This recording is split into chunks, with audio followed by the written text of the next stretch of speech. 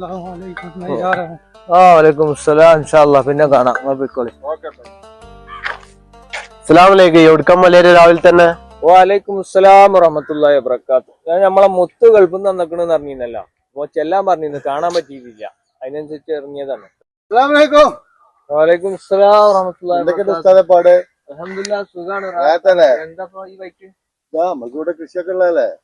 അപ്പൊ അതൊക്കെ അടിയിൽ ഒന്ന് നോക്കാഞ്ഞാല് വളഞ്ഞു നിൽക്കുന്ന നെല്ലൊക്കെ ആയിക്കോട്ടെ, പോയിട്ട് മുത്തുങ്ങളെ ചോദിച്ചിരുന്നു.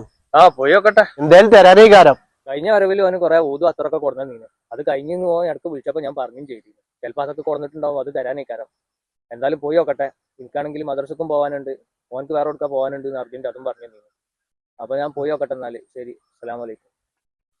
പിന്നെ വൈകുന്നേരം ക്ലാസ് ഉണ്ട്, വരുവേണ്ടി മറക്കരുത്. ശരി മലയാള.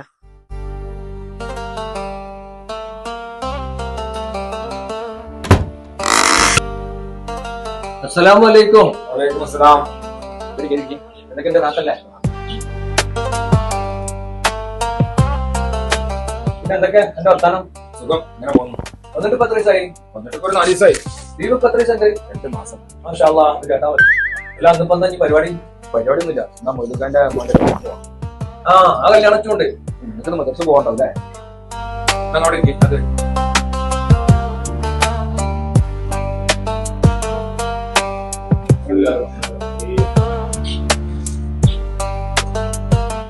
അതിന്റെ ആവശ്യം അല്ല, അത് വേണ്ടേ, കാണലല്ലേ.